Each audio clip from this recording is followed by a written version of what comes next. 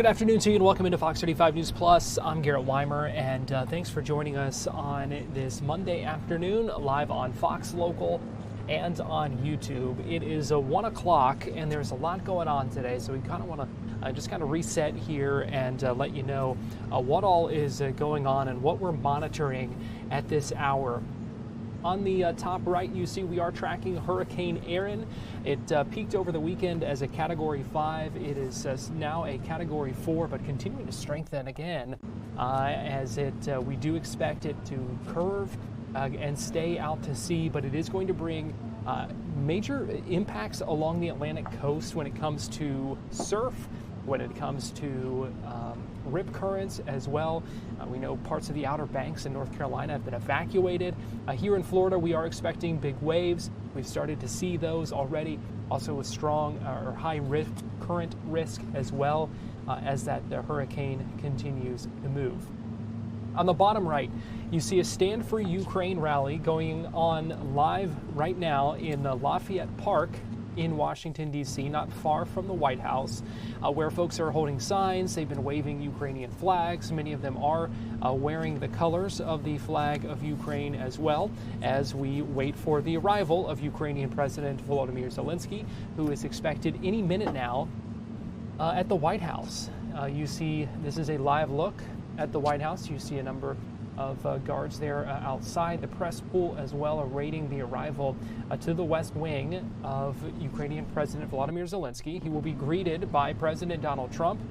They will potentially answer a couple of questions, but they will likely shake hands out here, take a photo, and then head inside where they will meet, scheduled to meet around 1:15 inside the Oval Office. There will also be cameras inside the Oval Office for that, at least at the very beginning of that. You may remember last time this happened, it was a very tense meeting. Things really kind of quickly seemed to go off the rails as the conversation kind of got sidetracked. And you may remember the President Trump telling Zelenskyy that he's gambling with World War III. A number of just quite a bit of tension, I will say, from that previous meeting. The last time Zelenskyy was at the White House over these ongoing discussions about ending the war in Ukraine, trying to firm up some security guarantees as well. We know the U.S. Special Envoy Steve Witkoff has said that the U.S. is potentially prepared to give some security guarantees to Ukraine. We should also note, and let me pull up this Truth Social post from President Trump last night, saying that President Zelenskyy could end the war with Russia almost immediately if he wants to, or he can continue to fight, saying that no getting back Obama given Crimea, and no going into NATO by Ukraine. So it appears that Ukraine will not go into NATO, be admitted into that alliance, but still looking for some sort of security guarantees. Now, this comes just a couple of days after President Trump met with Russian President Vladimir Putin in Anchorage, Alaska. That happened on Friday. We had extensive coverage of that for you here on Fox Local and on Fox 35. That was part of these same ongoing discussions about trying to end the war, that the Russian war in Ukraine. And so it's not just the Ukrainian president who is here. A number of European leaders are also already inside the White House right now. That includes the Secretary General of NATO that we were just talking about, the President of the European Commission, the Finnish President, the Italian Prime Minister, the German Chancellor, the French President, and the UK Prime Minister as well. They are all here. They will meet all together later this evening, I should say. The bilateral meeting between the U.S. and Ukraine, that's happening at 1:15 in the Oval Office, and then, I guess it is this afternoon, 3 o'clock. That's the multilateral meeting. So that's all of the European leaders who are on hand, and the Ukrainian leaders and President Trump as well. They're scheduled to meet at 3 o'clock in the East Room of the White House. So that's where things stand right now. It is a 1:05. We do expect Zelenskyy to arrive any minute now. We will carry that for you live here on Fox Local. We will also keep the feed going as that meeting begins inside the Oval Office just moments later. So keep it here on Fox Local. We have much more coverage to come.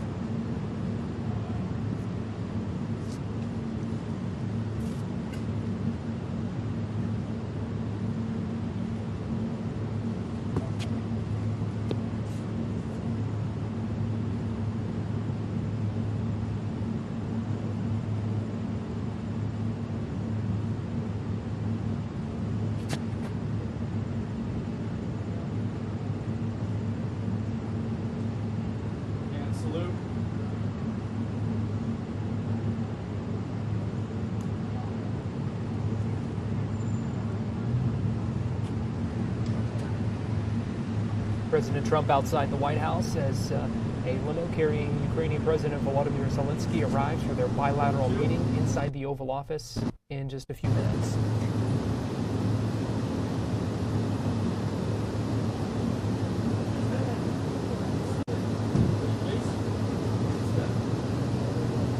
President Trump, showing your message to the people of Ukraine as world leaders gather here today. Russia continues to attack civilians in Kharkiv, killing many. Will you see land corrupt up?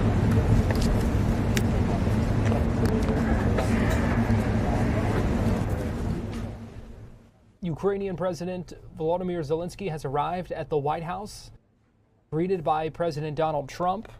You saw it appeared Zelenskyy was wearing a suit of some sort this time. He was criticized in the Oval Office for not doing so the last time he met with the president in that tense meeting that happened. This meeting coming amid ongoing discussions about ending the Russian war in Ukraine. Obviously, Donald Trump met with Vladimir Putin, the president of Russia, on Friday in Anchorage, Alaska.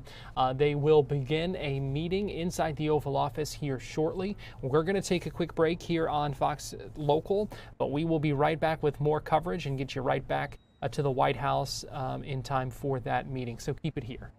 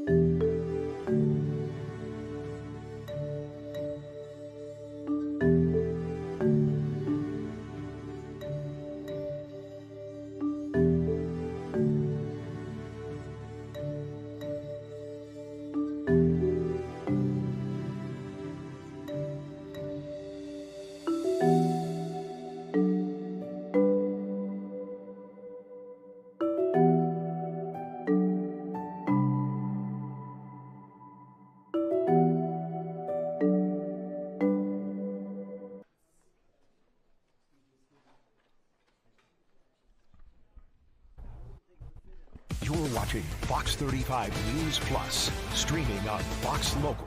Welcome back into Fox 35 News Plus. Live look now inside the Oval Office.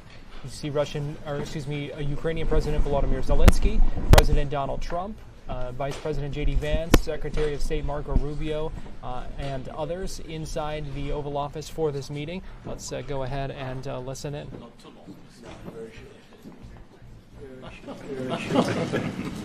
Between us. Well, thank you very much. It's an honor to have the President of Ukraine with us. We've had a lot of good discussions, a lot of good talks, and I think progress is being made, very, very substantial progress in many ways. We had a good meeting, as you know, just a short while ago with the President of Russia, and I think there's a possibility that something could come out of it, and today's meeting is very important. We have, I guess, the seven very powerful leaders from Europe, and we're going to be meeting with them right after this meeting, and thank you very much for being here. Thank you so much, Mr. President.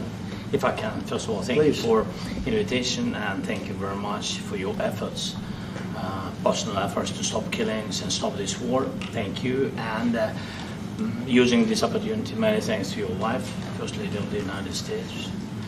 She sent a letter to Putin about our children, abducted children, and my wife, she, First Lady of Ukraine, she gave the letter. Right. It's not to you, to your wife. Oh, I want it. Yeah. So we're saying this sensitive topic, yes, please. And thanks to our partners, and that you supported this format, that after our meeting we can have leaders who are around us, UK, France, Germany, Italy, Finland, EU, NATO, I mean all partners around Ukraine supporting us. Thanks to them, and thank you very much for invitation.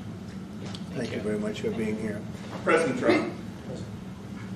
Do you think it's fair? Yes, Peter, go ahead. Thank you, President Trump. So, President Zelenskyy, you say in a post on X today, Russia must end this war, which it itself started. President Trump, you say President Zelenskyy of Ukraine can end the war with Russia almost immediately if he wants to. Which is it?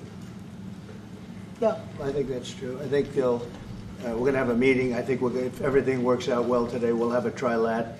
And I think there will be a reasonable chance of ending the war when we do that. And is this the end of the road for American support for Ukraine? Is today's meeting deal or no deal? I can never say that. It's never the end of the road. People are being killed, and we want to stop that. So I would not say it's the end of the road. No, I think we have a good chance of doing it. It's been almost 4 years now that a lot of people were killed last week. A lot of people last week. I mean, millions of people killed, but a lot of people last week for whatever reason. A big number, a lot of soldiers, on both sides. And I know the president, I know myself, and I believe Vladimir Putin wants to see it ended. And as you met with Putin on Friday, today you've got President Zelenskyy here. As you listen to Russia and Ukraine, which side has the better cards? Right Well, I now? don't want to say that. I'm just here to be. Look, this isn't my war. This is Joe Biden's war. He's the one that had a lot to do with this happening, and we want to get it ended. And we want it to end good for everybody. We want it to end good. The people of Ukraine have suffered incredibly. And to that point, President Zelenskyy, are you prepared to keep sending Ukrainian troops to their deaths for another couple years, or are you going to agree to redraw the maps? Thank you for your question. So, first of all, we live under each day attacks. You know that today have been a lot of attacks and a lot of wounded people, and the child was dead, small one year and a half.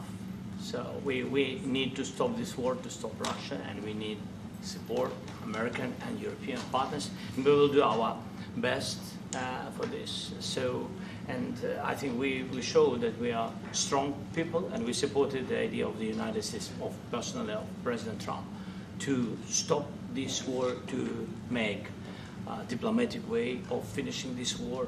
And we are ready for trilateral, as President said. This is a good signal about trilateral. I think this is very good. Thank you. Mr. President,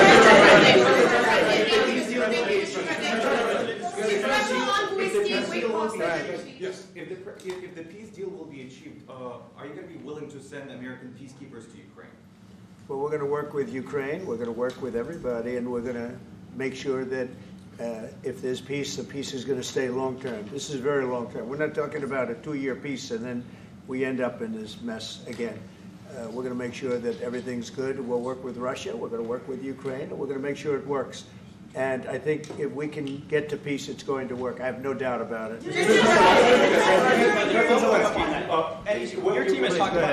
Your team has talked about security guarantees. Could that involve U.S. troops? Would you roll that out in the future? We'll let you know that maybe later today. We're meeting with 7 great leaders of great countries also, and we'll be talking about that. They'll all be involved, but there'll be a lot of help when it comes to security. There's going to be a lot of help. It's going to be good. They are first line of defense because they're there. They're Europe, but we're going to help them out also. We'll be involved. Mr. President, Vladimir Putin mentioned that the war will not end without addressing the root causes of this war. Have you had an understanding what are the root causes of this war? Well, look, the war is going to end. When it ends, I can't tell you, but the war is going to end, and this gentleman wants it to end, and Vladimir Putin wants it to end. I think the whole world is tired of it, and we're going to get it ended. It was, I've done 6 wars. I've ended 6 wars, and I thought this maybe would be the easiest one, and it's not the easiest one. It's a tough one. A lot of reasons for it.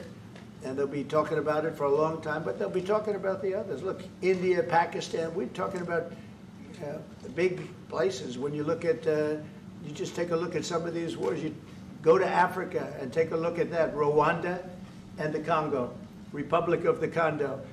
That's been going on for 31 years. And so we've done a total of 6, and we really have 6, not including the fact that we obliterated, and it turned out to be a total obliteration, the nuclear, as you said, the future nuclear capability of Iran. And this one, I think we're going to get solved also. I feel confident we're going to get it solved. Thank you, Mr. President. Can you tell us about your conversations with European leaders and what they need to see to support an end to the war? Yeah, well, we're going to be meeting with a great representative group and 7 very powerful, very big countries, and great people, all friends of mine and friends of yours. And we're going to have some suggestions made. They want to see peace. They would like to see peace. President Trump, you said last in night the red. President Trump, do you think it's fair to for Ukraine and for Russia to achieve a lasting and durable peace if Ukraine cedes its territories that Russia hasn't yet conquered? Do you think it's a fair peace for Ukraine? We're going to have a lasting peace. Just to answer the first part of your question, we're going to have a lasting peace. I hope it's going to be immediately. I hope it doesn't have to go on.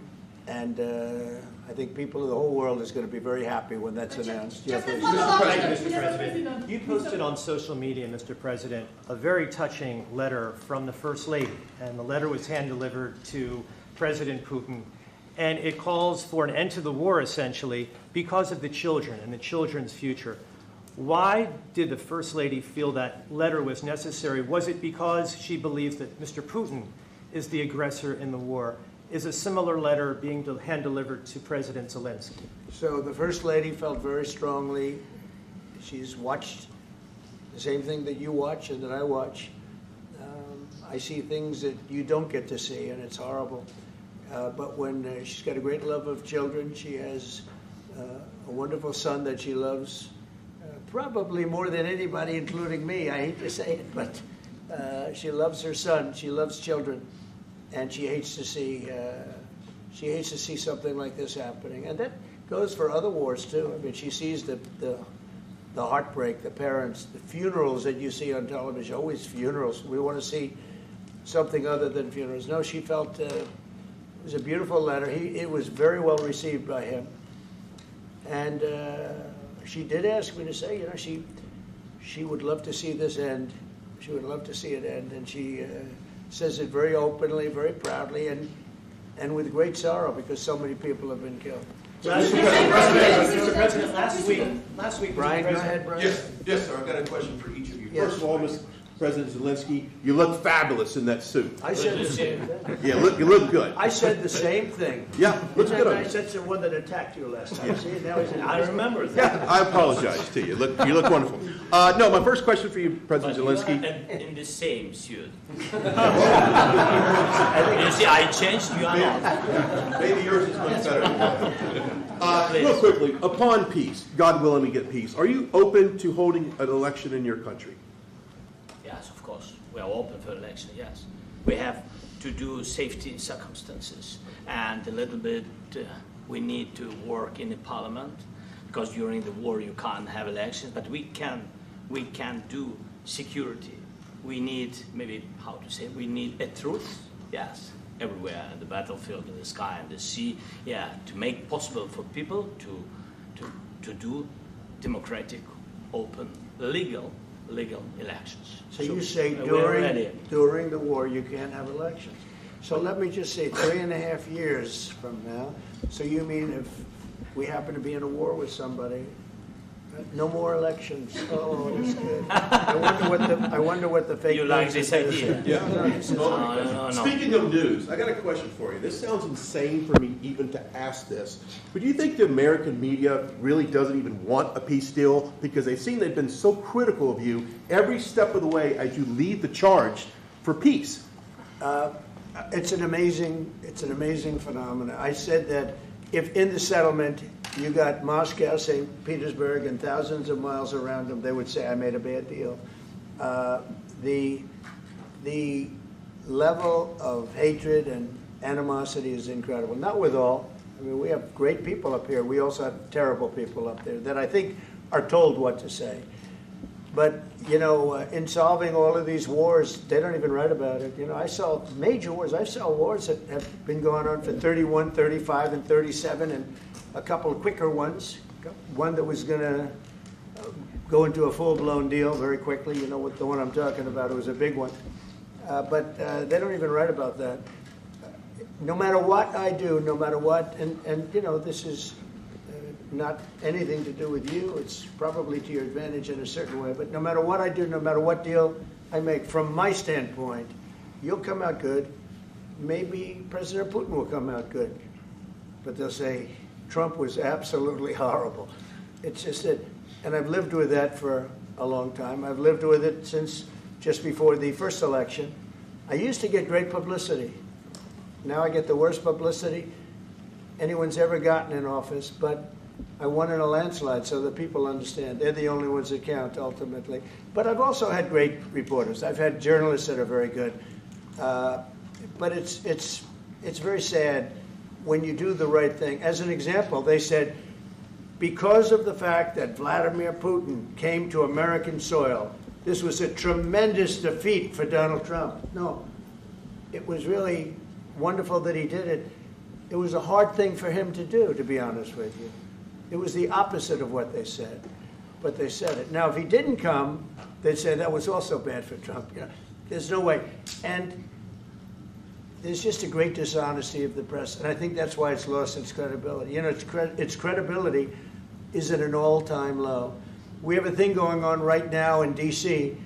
We went from the most unsafe place anywhere to a place that now friends are calling me up, Democrats are calling me up, and they're saying, sir, I want to thank you. My wife and I went out to dinner last night for the first time in 4 years, and Washington, D.C. is safe, and you did that in 4 days.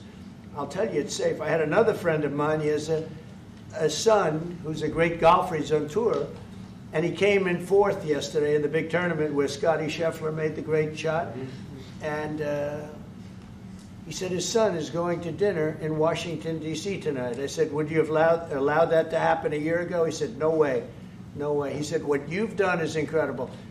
And I think the people realize it. But the press says, he's a dictator, he's trying to take over. No, all I want is security for our people. But people that haven't gone out to dinner in Washington, D.C. in 2 years are going out to dinner. And the restaurants the last 2 days were busier than they've been in a long time. Thank you. I walked around yesterday with MTG. If you can walk around with D.C. with MTG and not be attacked, the city is safe. Yes. President. Last week you warned of what you called severe consequences if a 30-day ceasefire or any type of ceasefire were not agreed to by Russia. Will there be severe consequences? Does that change because of I your don't meeting think with you need a President Putin? ceasefire. You know, if you look at the 6 deals that I settled this year, they were all at war. I didn't do any ceasefires. And I know that it might be good to have, but I can also understand strategically why, well, you know, one country or the other wouldn't want it. You have a ceasefire and they rebuild and rebuild and rebuild, and, you know, maybe they don't want that. But if you look at the 6 deals that we made peace and you know, long-term, long-running wars, I didn't do any ceasefires. Would I like the concept. You know, I like the concept of a ceasefire for one reason, because you'd stop killing people immediately, as opposed to in 2 weeks or 1 week or whatever it takes. But we can work a deal where we're working on a peace deal while they're fighting. They have to fight. I wish they could stop. I'd like them to stop. But strategically, that could be a disadvantage for one side or the other. But all of these deals I made without even the mention of the words ceasefire. Are you President Zelenskyy, can you explain the decision to offer Ukraine Article 5 like security guarantees, but stop short of pushing for their full membership? Yeah, well, we haven't done anything on that yet. If you look back and you go back long before President Putin, it was always a statement that they would never allow Ukraine into NATO. So that was a statement that was made, but we haven't discussed any of that yet. We're going to be discussing it today. But we will give them very good protection, very good security. That's part of it. And the people that are waiting for us, they are, I think they're very like-minded. They want to help out all. Thank you, President. Thank you, President Trump. Are you disappointed there's no ceasefire, President? The United States has already given hundreds of billions of dollars to this war effort in Ukraine. Biden. At best, it is a stalemate, and the killing continues. So, President Trump, how much more is the United States willing to give Ukraine? And President Zelensky, how much more do you want? Well, I'll start off just by saying we're not giving anything now. We're selling weapons. This is something before, I guess the number is well over $300 billion. That was under Joe Biden, a corrupt politician, not a smart man, never was. By the way, go back 40 years, he was not a smart man 40 years ago either, but now he's in particular bad. This was done by a corrupt administration that shouldn't have been in, and frankly, if the right results of the election were given, if I were president, this war would have never taken place, and he would have been very happy, because he would have liked to have seen. I mean, they went through hell. He went through hell. This war would have never happened, and the people that were killed, a couple of million people, a lot of people with soldiers and everything else, and the people that have been displaced and forced into other areas and other countries because of what's happened, none of that would have happened. And I'm just saying that he was a horrible president. Whether it was the borders or this, he was just a horrible, corrupt president. Mr. President, you want to I can. Thank you so much. So first of all, we have possibility now to buy weapons from the United States. We are thankful for this program and this opportunity. We are thankful for Europe. They pay for this. And through NATO program for Multilateral and etc. We have some programs where we can have some money to finance this. And this is a part, I think. It's not a part for the war and to defend us. It also will be a part for security guarantees, to strengthen our army, to rearm Ukrainian army. This is very, very important. And it depends how much money we need to rearm. For example, the question of air defense, we spoke about it with President Trump, and I'm happy that we have now bilateral decisions and we work on it with production, American production. Nobody in Europe has so many air defense like Patriots, for example. We need it very much, and this is also about defending. I think the good news, we make the best military equipment in the world by far. You mentioned the Patriots. How good are they? Systems. We have systems, they're literally 100% foolproof.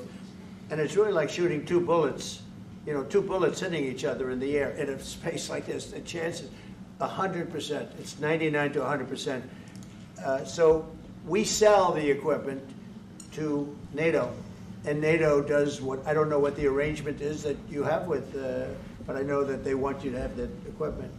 and we're getting the best equipment in the world, but they pay us for the equipment.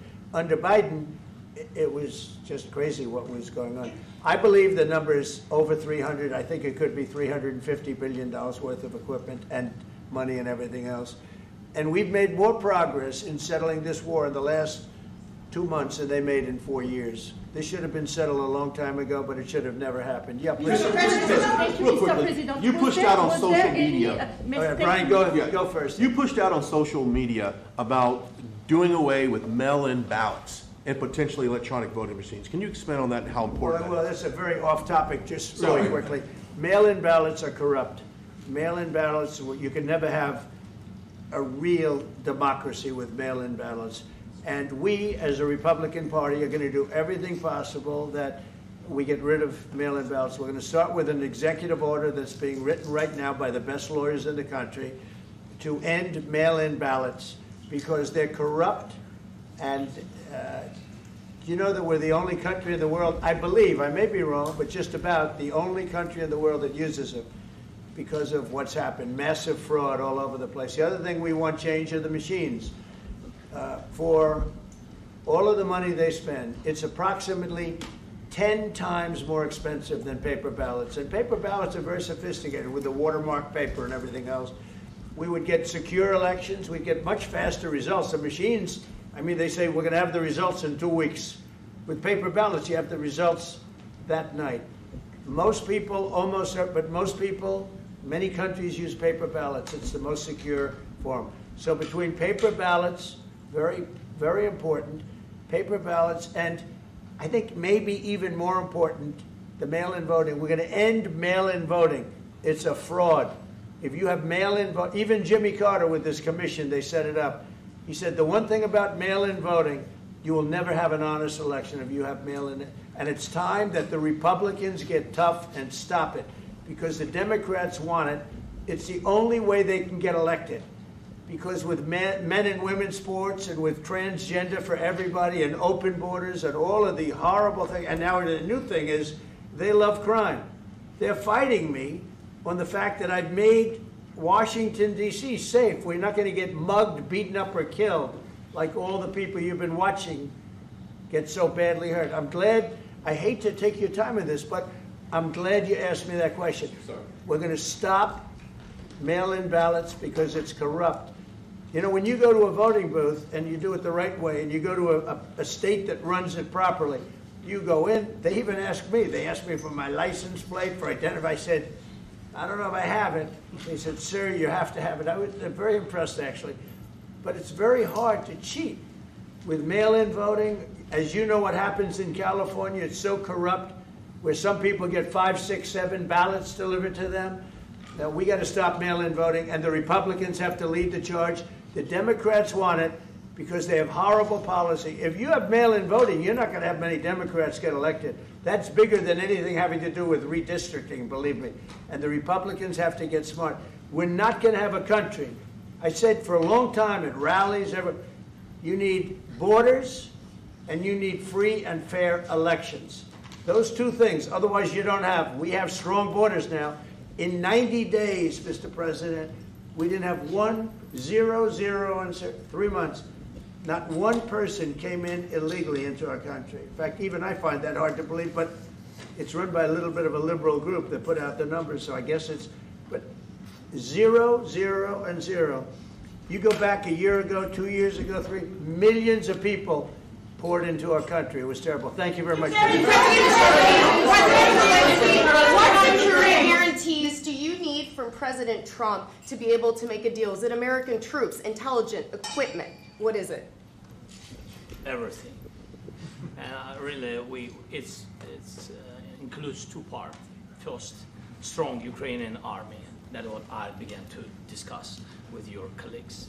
And it's a lot about weapon and people and training missions and intelligence. And second, we will discuss with our partners. It depends on the big countries, on the United States, on a lot of our friends. And Mr. President, are you willing to commit American troops to that NATO-like protection in order to get President Zelenskyy to a deal today? Well, I don't know if you define it that way, but NATO-like, I mean, we're going to give, we have people waiting in another room right now. They're all here from Europe, biggest people in Europe, and they want to give protection. They feel very strongly about it, and we'll help them out with that. I think it's very important. I think it's very important to get the deal done. You've been involved with the peacekeeping in Ukraine since your first day in the administration. What would you say to the Ukrainian people right now who are suffering under the Russian attacks and hoping that the American people will stand with them? Well, I know Ukrainian people. I've known many over the years. They're great people. They're smart. They're energetic. They love their country. I mean, they love their country, and we want to get this war ended. That's all I can do. I love the Ukrainian people, but I love all people. I love the Russian people. I love them all. I want to get the war stopped. Very important. Mr.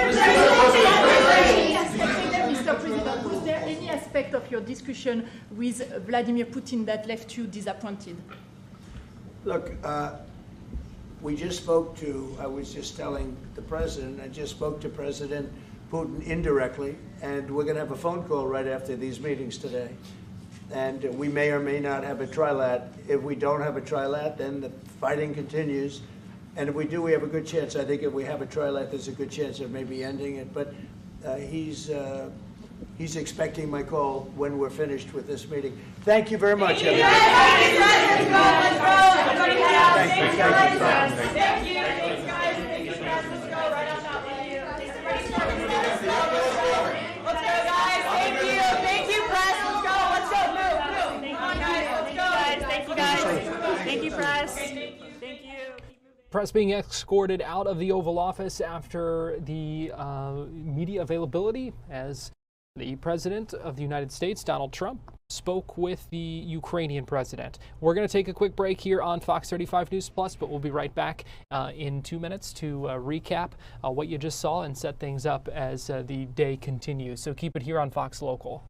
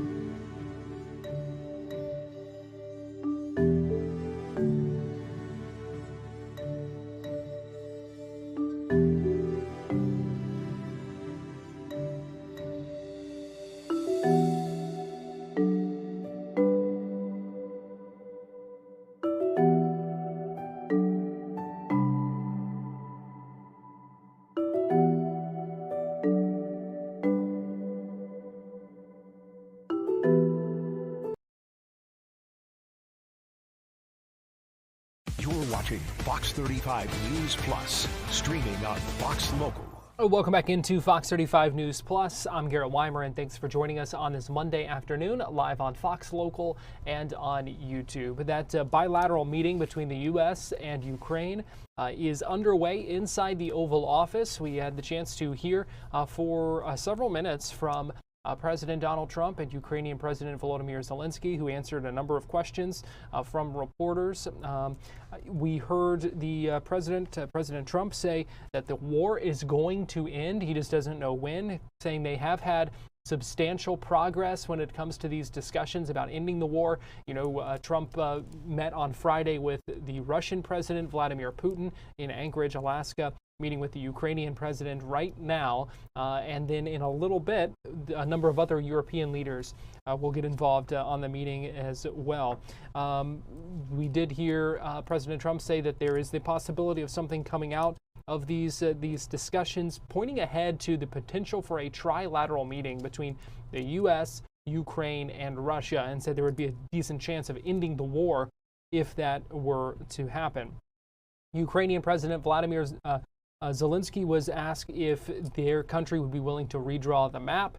We know Russia does have some things that it wants as far as land in Ukraine. Zelenskyy saying we need to stop this war, and they were also asked about Article 5-like protections. So one of the people who is going to be part of the multilateral meeting later today with the European leaders is the Secretary General of NATO. And Article 5, in case you don't know, of the NATO charter is basically says an attack on one member of NATO is an attack on all members of NATO. And so that's why this has been a bit of a discussion and part of this when it comes to these security guarantees. We know Ukraine had said had previously expressed interest in being joining NATO to get those full protections. That it sounds like will not happen. There has been pushback against that from the very beginning, and President Trump on Truth Social again saying that, making that clear last night. But they are discussing some Article 5-like protections for Ukraine. So we will see what comes out of this. Again, that meeting between Trump and Zelenskyy. You saw a number of other officials inside the room as well. That's going on right now. At 2:30, a family photo is scheduled. President Trump with the European leaders in the White House. And then at 3 o'clock, that's when we are supposed to see this multilateral meeting with all of these leaders of Europe who arrived earlier today, including the NATO Secretary General, the President of the European Commission, the Finnish President, the Italian Prime Minister, the German Chancellor, the French President, and the UK Prime Minister, all of them at the White House today for these discussions about the conflict continuing in Ukraine. So we will see what happens with that. We are going to take one more break here on Fox 35 News Plus, and we will be right back after this.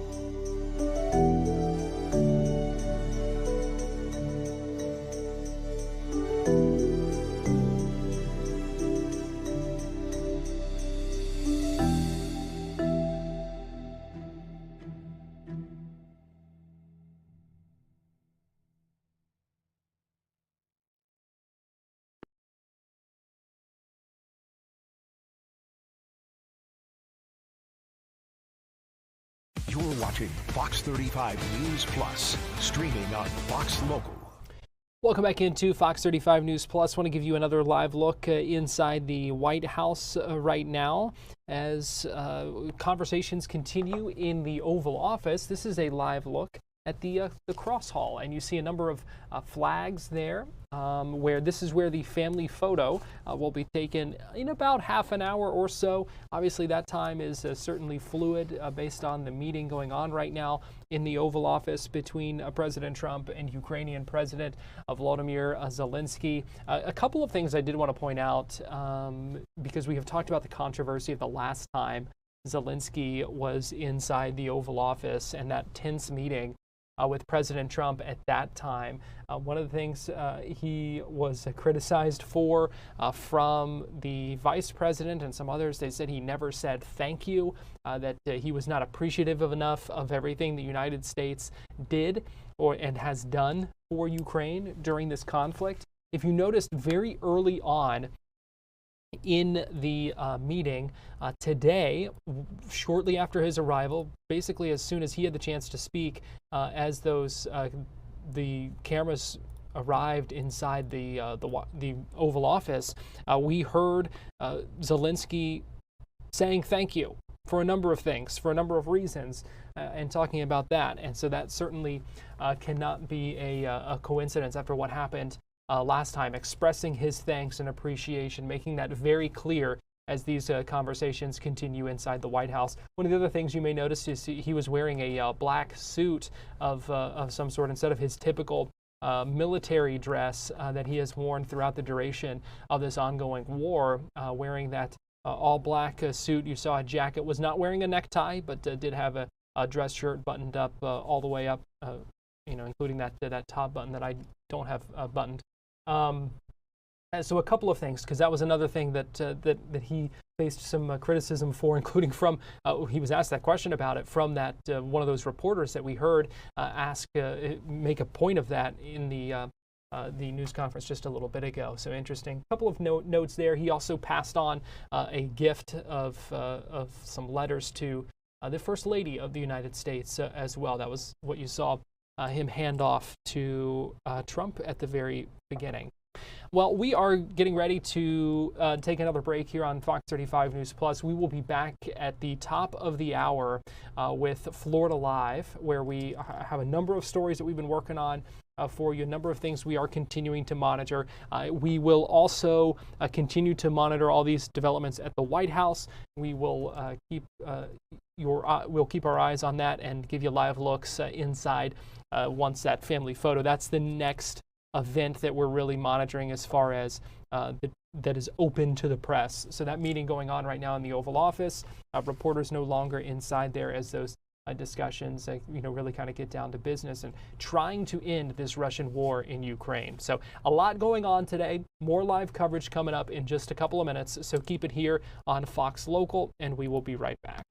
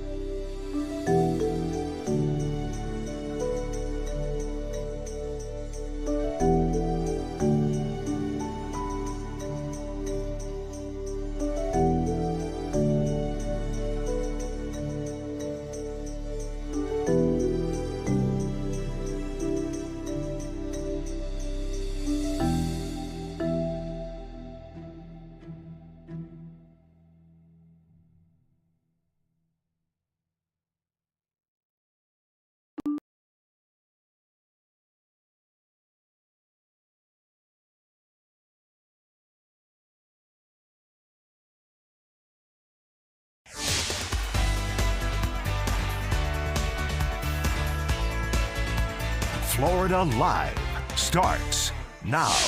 Well, good afternoon to you and welcome into Florida Live. I'm Garrett Weimer and thanks for joining us on this Monday afternoon live on Fox Local and on YouTube.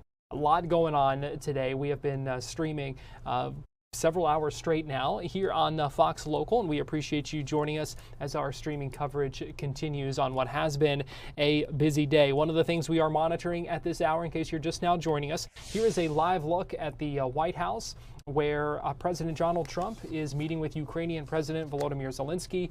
Right now, they are having a bilateral meeting talking about ending the Russian war in Ukraine and also firming up some security guarantees for Ukraine.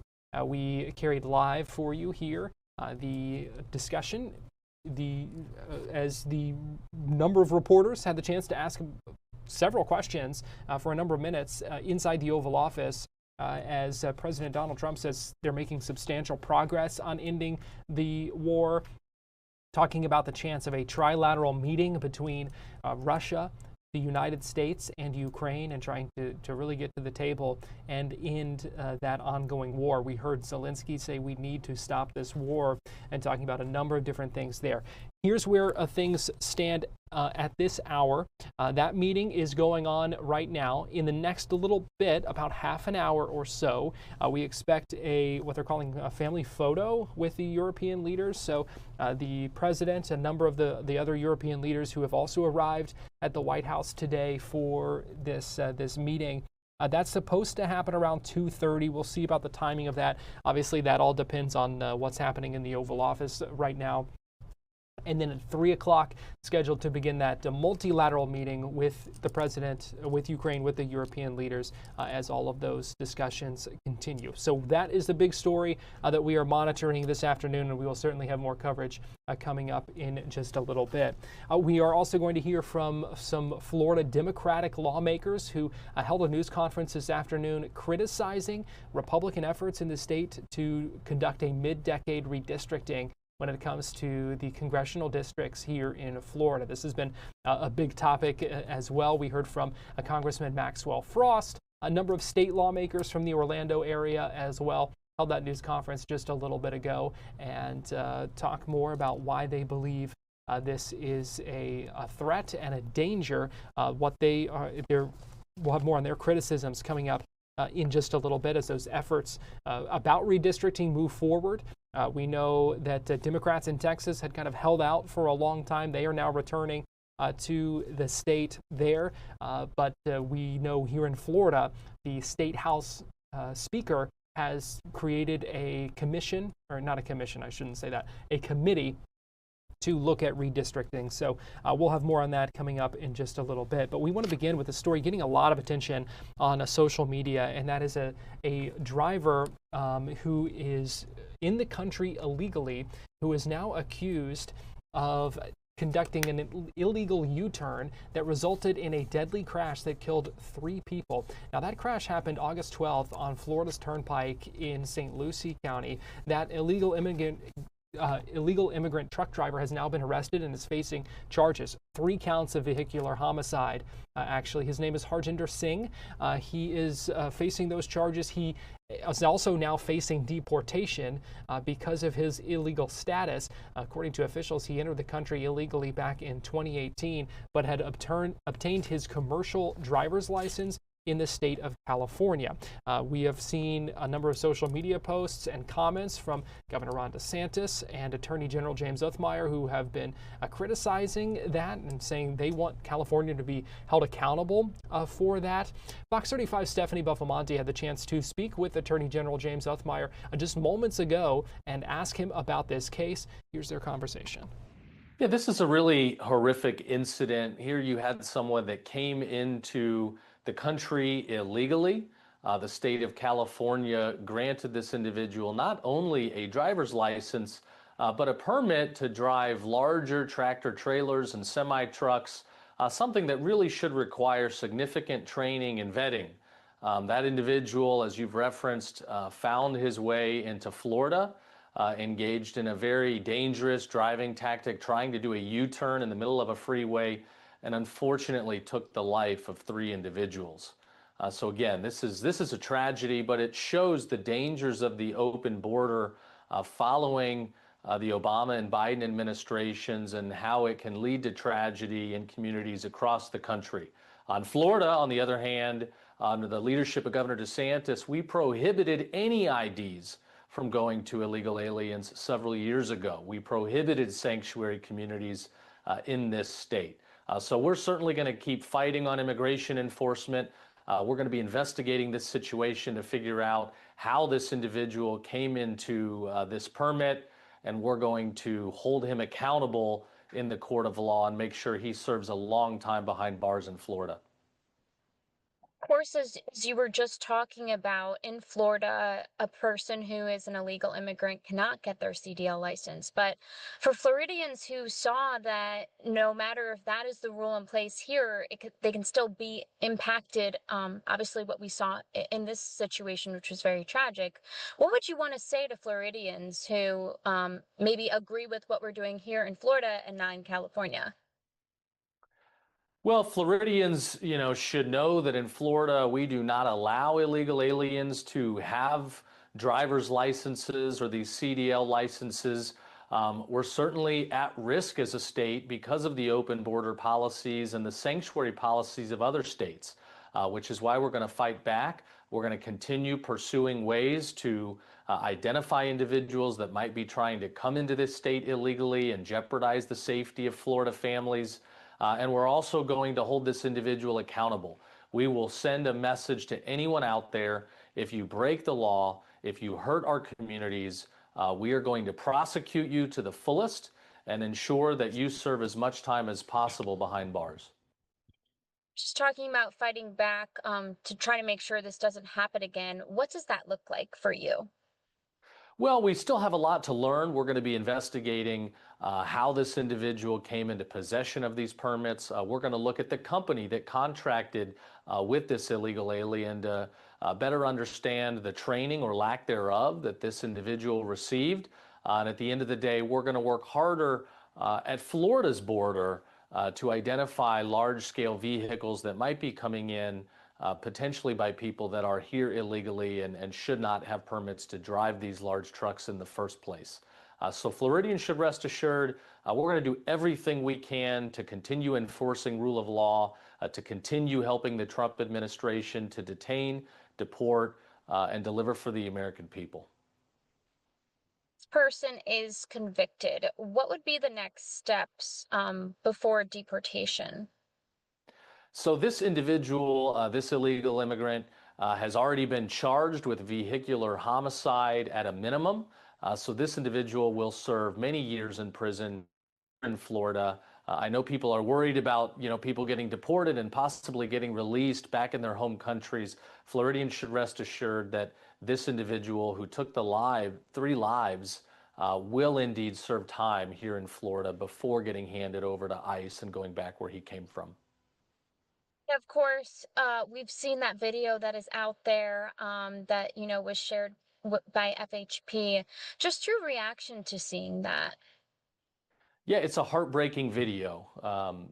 As people drive on the freeway, you see those areas where generally law enforcement and other utility vehicles can, cross over to the other side of the freeway.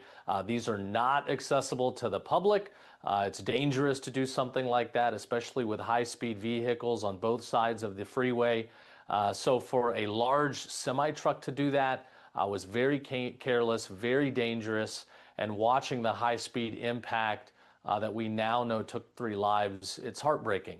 And that's what the open border crisis has been to this country, is heartbreaking. Every single day here in Florida, we are pulling MS-13 gang members off the streets. We are arresting illegal aliens who have engaged in gruesome sexual abuse, sometimes including minors.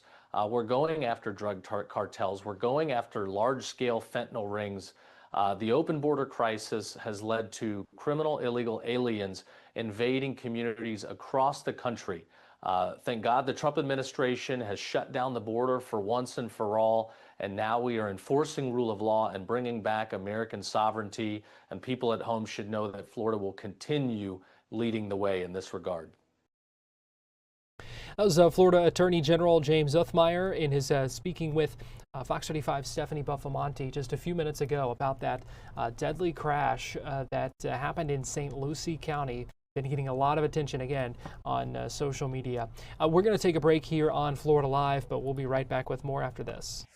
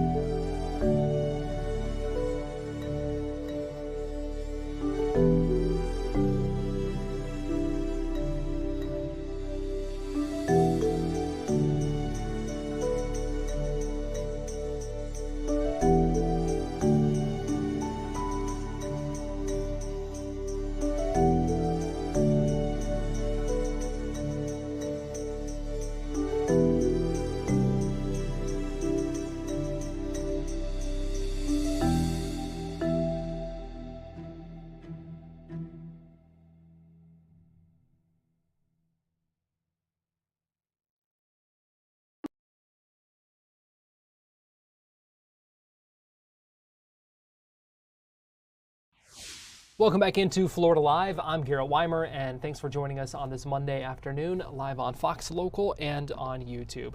It is time now for our Tampa Connection, and for that we go to Fox 13 news anchor Linda Hurtado. And Linda, we appreciate you joining us today.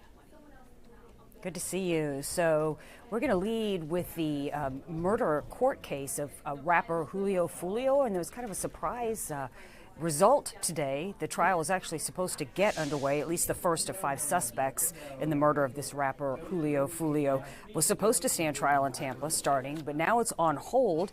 Jury selection should have begun this morning in the case against Alicia Andrews. Julio Fulio, you may remember, is a 26-year-old Jacksonville rapper whose real name is Charles Jones. He was celebrating his birthday in Tampa when he was killed. Prosecutors say that Andrews acted as a lookout in the early morning hours of June 23rd before Jones was cornered in a hotel parking lot. That's where investigators say 3 gunmen opened fire, killing Jones and injuring some others. An investigation as it unfolded last year, Tampa police said Jones was part of the 6 Block gang, which had been feuding with 2 rival gangs for more than a decade. So Andrews faces a charge of first-degree murder. Pretty serious, conspiracy to commit murder. This morning, however, things took a turn when the lead prosecutor didn't show up for jury selection. It was later discovered that she was in the hospital. Don't have any details on that. An emergency hearing did take place, though, in just the past hour, and the judge granted the state's motion to delay the start of the trial until October 20th. All right, we hear about these love scams all the time, but this one has taken it to a new level, I guess. A 70-year-old Pasco County man says he thought he found love, but he lost almost $50,000 instead. David Cruz says he accepted a Facebook friend request earlier this year from someone identifying herself as Bonnie Fleck, an interior decorated from Indianapolis. Nothing strange about that. People, accept friend requests all the time. They soon began calling each other and video chatting, but the woman's face and voice were later found to be AI generated. Cruz says Bonnie claimed she had been offered work in Australia, but she needed money for some paperwork, so he dipped into his home equity loan and gave her $5,000. When Bonnie said that wasn't enough, he eventually wired a total of $47,000, including transfers through Bitcoin. Well, Cruz then filed a report with the Pasco Sheriff's Office, and that's when investigators discovered the account Cruz thought was based in Indiana was actually tied to Nigeria. Wow.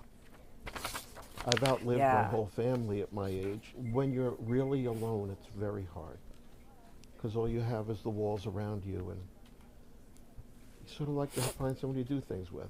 I felt I was going to lose everything that I have. Lost any amount of self-worth feelings, of not realizing this sooner. I mean, oh my gosh, don't you feel for him? Gosh, I can just hear the sadness in his voice. Well, law enforcement agencies warn that these scams are on the rise, and they recommend never sending money to anyone, especially someone you have not met in person. Victims can file complaints with the Federal Trade Commission or the FBI's Internet Crime Complaint Center, but who knows, if he's ever going to get that money back. Really a sad story. I just felt bad when I listened to him. You could tell how hurt he was by the whole thing. Right, really just taking advantage of your, emotional connection there, and you just hate it that it happens more and more, and you just have to be more and more careful. Yeah, I mean, we can all empathize with just the desire, Absolutely. To connect. All right, here's another one thing we got going on over here in Tampa. The owner of a company that specializes in windows and doors faces dozens of complaints now, multiple felony charges as well.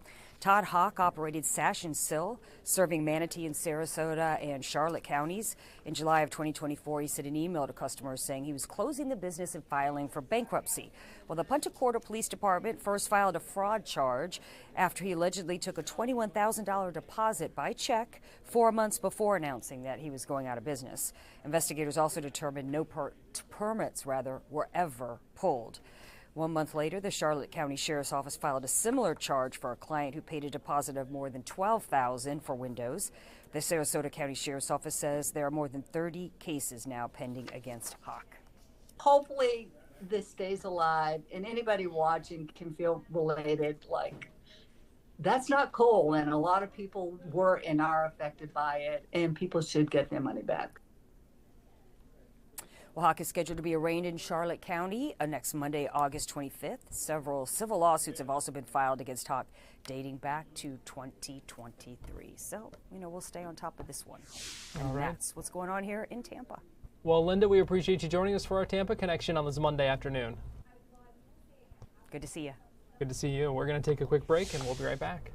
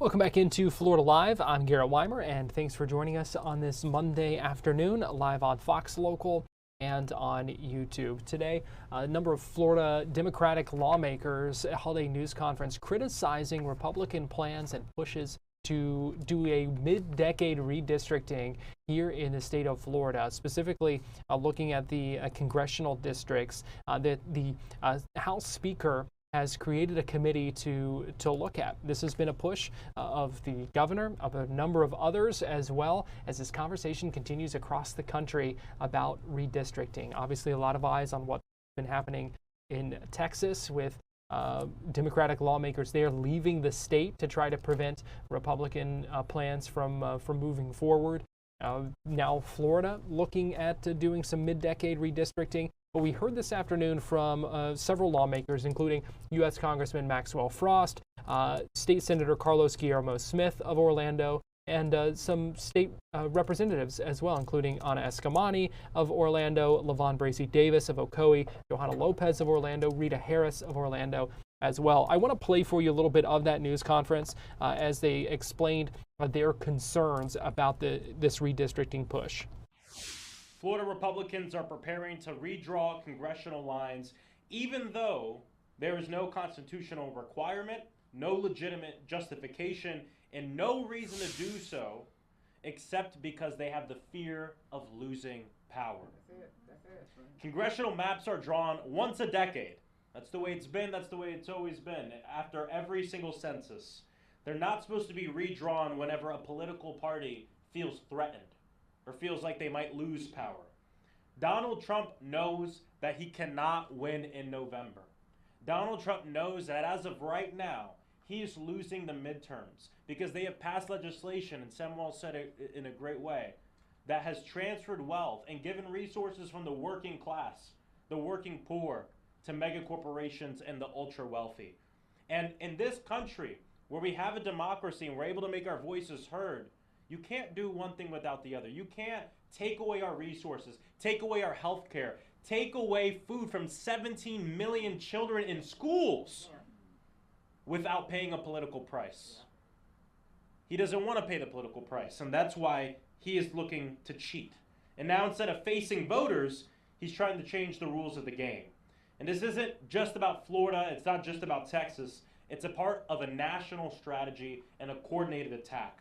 Trump and congressional Republicans are redrawing lines, manipulating maps, stacking the courts, and working overtime to hold power that they haven't earned and that no one has given them. Let's call it what it is. These are racist schemes designed to silence black and brown communities, young voters, and working people, the very voices that they fear the most, because they know that when our communities vote, we win. If Trump and Republicans succeed, it's working people that will pay the price. It means more harmful legislation that serves billionaires and corporations. It means more of our resources supposed to be used to keep us safe during hurricane season, being used to kidnap and intern immigrants in our own backyard in places like the Everglades. It means fewer protections for working people. It means fewer dollars to go to feed our students in schools. It means fewer people with health care. Trump's agenda is very clear. Reward the wealthy and the powerful and hurt working people, hurt immigrants, hurt women, hurt the LGBTQ plus community, hurt young people, and gerrymander the maps. Gerrymandering the maps is the way that he plans to get there. But here's the truth.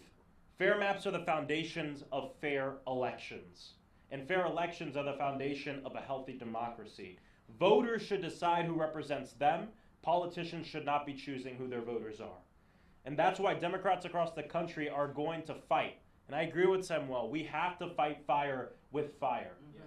But we have to be honest about this moment and say that we're not proud of this. We're not proud of this race to the bottom.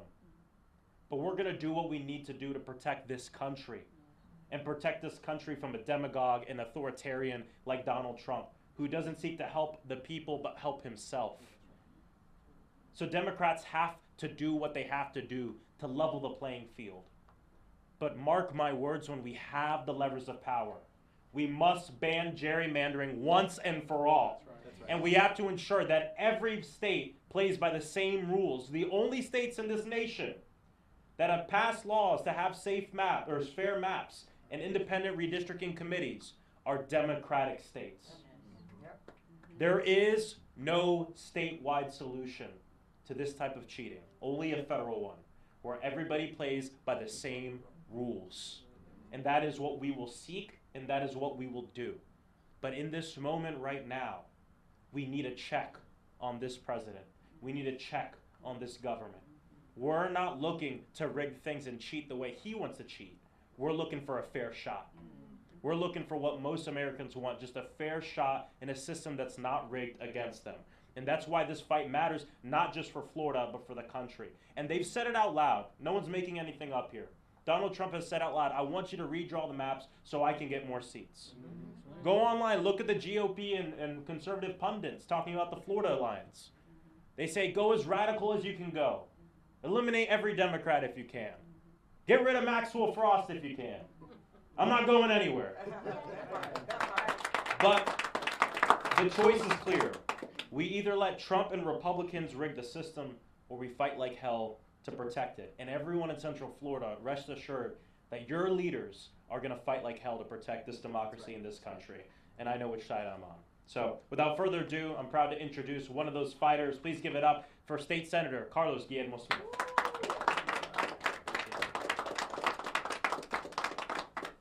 Thank you, Congressman Frost, and thank you, everyone, for being here. He's said a lot of the things that I want to say, but I think it's important to level set with you about why we are here.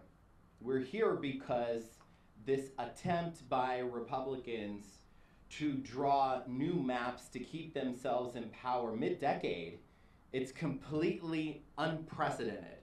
It's completely unprecedented.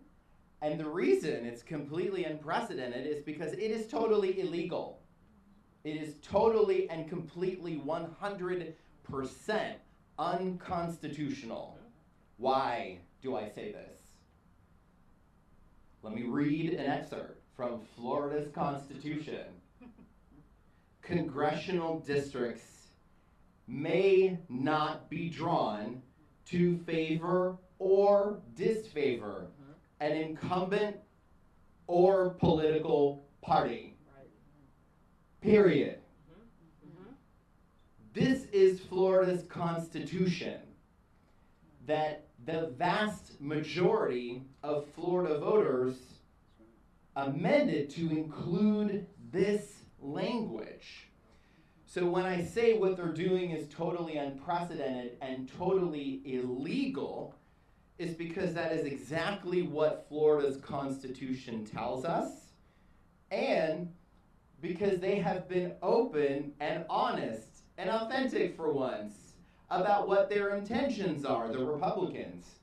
As Congressman Frost said, Donald Trump said Republicans are, quote, entitled to 5 more seats, end quote.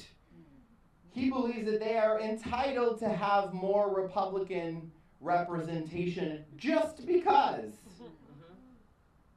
And when you read between the lines, maybe it's a little more than just because. He believes they're entitled to more Republican seats so that they can cling to power as they have alienated, upset, and angered voters by their cuts to health care, their cuts to Medicaid, their cuts to food programs, cuts across the board that are going to deeply impact our most vulnerable, our working families, our seniors.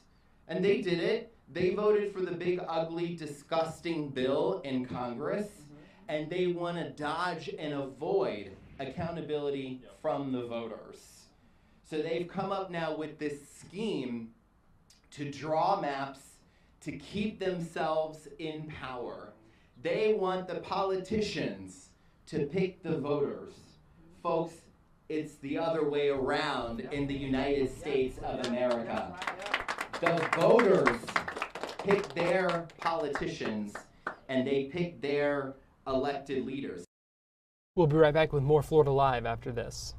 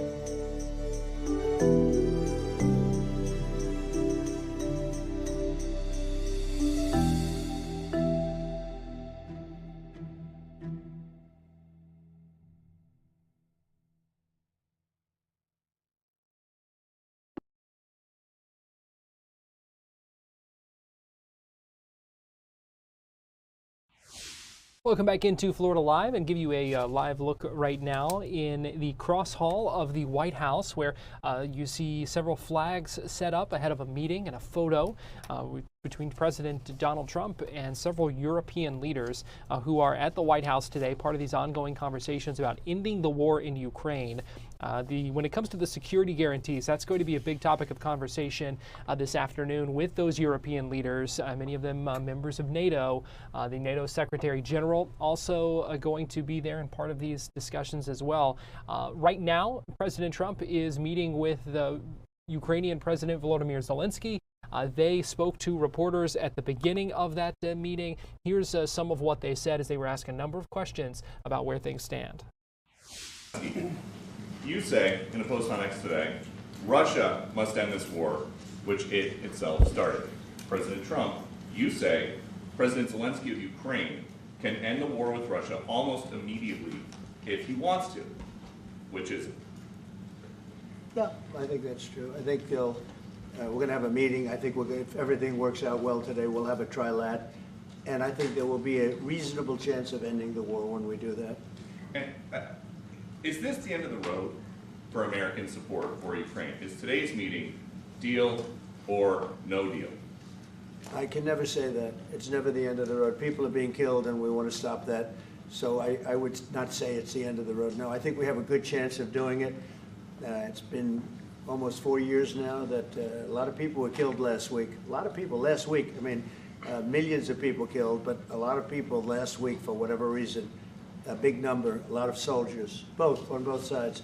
And I know the president, I know myself, and I believe Vladimir Putin wants to see it ended. And as you met with Putin on Friday, today you've got President Zelenskyy here. As you listen to Russia and Ukraine, which side has the better cards? Right? Well, I don't want to say that. I'm just here to be, look, this isn't my war. This is Joe Biden's war. He's the one that had a lot to do with this happening, and we want to get it ended. And we want it to end good for everybody. We want it to end good. The people of Ukraine have suffered incredibly. And to that point, President Zelenskyy, are you prepared to keep sending Ukrainian troops to their deaths for another couple years, or are you going to agree to redraw the maps? Thank you for your question. So, first of all, we live under each day attacks. That today have been a lot of attacks and a lot of wounded people, and the child was that small one year and a half. So we need to stop this war, to stop Russia, and we need support American and European partners, and we will do our best for this. So, and I think we show that we are strong people, and we supported the idea of the United States, of personally of President Trump, to stop this war, to make a diplomatic way of finishing this war, and we are ready for trilateral, as President said. This is a good signal about trilateral. I think this is very good. Thank you. Mr.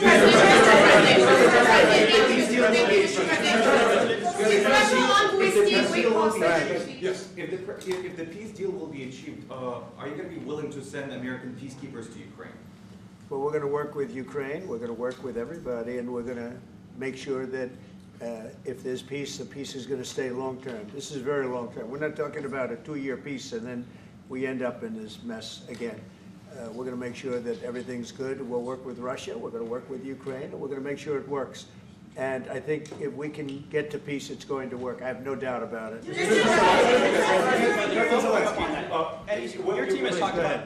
team has talked about security guarantees. Could that involve U.S. troops? Would you roll that out in the future? We'll let you know that maybe later today. We're meeting with 7 great leaders of great countries also, and we'll be talking about that. They'll all be involved, but there'll be a lot of help. When it comes to security, there's going to be a lot of help. It's going to be good. They are first line of defense because they're there. They're Europe. But we're going to help them out also. We'll be involved. Mr. President, Vladimir Putin mentioned that the war will not end without addressing the root causes of this war. Have you had an understanding what are the root causes of this war? Well, look, the war is going to end. When it ends, I can't tell you, but the war is going to end, and this gentleman wants it to end, and Vladimir Putin wants it to end. I think the whole world is tired of it, and we're going to get it ended. It was, you know, I've done 6 wars. I've ended 6 wars, and I thought this maybe would be the easiest one, and it's not the easiest one. It's a tough one. A lot of reasons for it, and they'll be talking about it for a long time, but they'll be talking about the others. Look, India, Pakistan, we're talking about big places. When you look at, you just take a look at some of these wars. You go to Africa and take a look at that. Rwanda and the Congo, Republic of the Congo. That's been going on for 31 years. And so we've done a total of 6, and we really have 6, not including the fact that we obliterated, and it turned out to be a total obliteration, the nuclear, as you said, the future nuclear capability of Iran. And this one, I think we're going to get solved also. I feel confident we're going to get it solved. Thank you,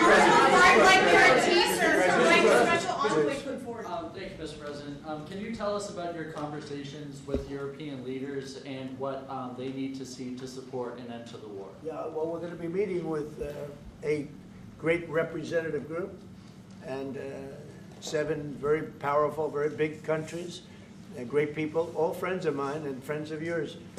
And we're going to have some suggestions made. They want to see peace. They would like to see peace. President, you said last in night the red, in the red. President Trump, do you think it's fair to, for Ukraine and for Russia to achieve a lasting and durable peace if Ukraine cedes its territories that Russia hasn't yet conquered? Do you think it's a fair peace for Ukraine? We're going to have a lasting peace. Just to answer the first part of your question, we're going to have a lasting peace. I hope it's going to be immediately. I hope it doesn't have to go on. And I think people of the whole world is going to be very happy when that's announced. Yeah, please. Mr. President, you posted on social media, Mr. President, a very touching letter from the First Lady. And the letter was hand-delivered to President Putin. And it calls for an end to the war, essentially, because of the children and the children's future. Why did the First Lady feel that letter was necessary? Was it because she believes that Mr. Putin is the aggressor in the war? Is a similar letter being hand-delivered to President Zelenskyy? So the First Lady felt very strongly. She's watched the same thing that you watch and that I watch. I see things that you don't get to see, and it's horrible. But when she's got a great love of children, she has a wonderful son that she loves, probably more than anybody, including me. I hate to say it, but she loves her son. She loves children, and she hates to see something like this happening. And that goes for other wars too. I mean, she sees the heartbreak, the parents, the funerals that you see on television. Always funerals. We want to see something other than funerals. No, she felt it was a beautiful letter. It was very well received by him, and she did ask me to say, you know, she would love to see this end. She would love to see it end, and she says it very openly, very proudly, and with great sorrow because so many people have been killed. It was President Trump and Ukrainian President Volodymyr Zelenskyy meeting just a little bit ago. And again, here's a live look as we await Trump meeting with those other European leaders at the White House. This photo op was scheduled for 2:30. Obviously, things running a little bit behind with that meeting in the Oval Office. So we will keep monitoring this and have updates for you coming up in just a little bit here on Fox Local. We are going to take a quick break right now on Florida Live, but we'll be right back.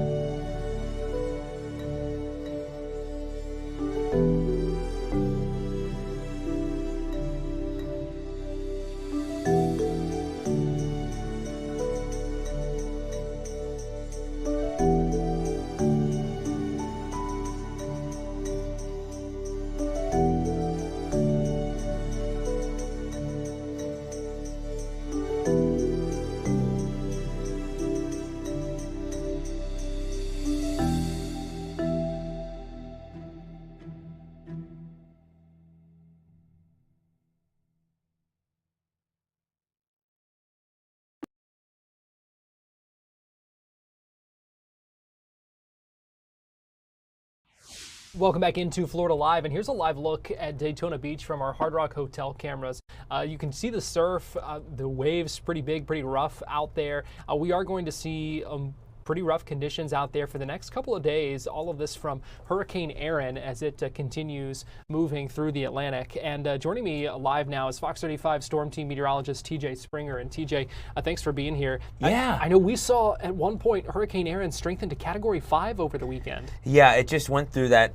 I feel like we had this last year with Milton. It went through rapid intensification, and just the ingredients, the warmth, the fuel in the Atlantic helped that achieve and overachieve essentially. And I think, even over the last 24 hours or so, we've seen Erin reorganize and strengthen once again, Garrett. So we're definitely, at least not done with the indirect impacts of Erin, but thankfully, at least as the United States East Coast looks, we're going to get spared the worst, certainly. But the surf, the rip current risk, that is definitely a big concern, not just here in Florida, but if anyone's vacationing up and down the eastern seaboard. Yeah, and we know they've had some evacuations in the Outer Banks of North Carolina. Mm-hmm. Those conditions here, kind of crazy when you hear about what's expected compared to what's normal for us. Sure.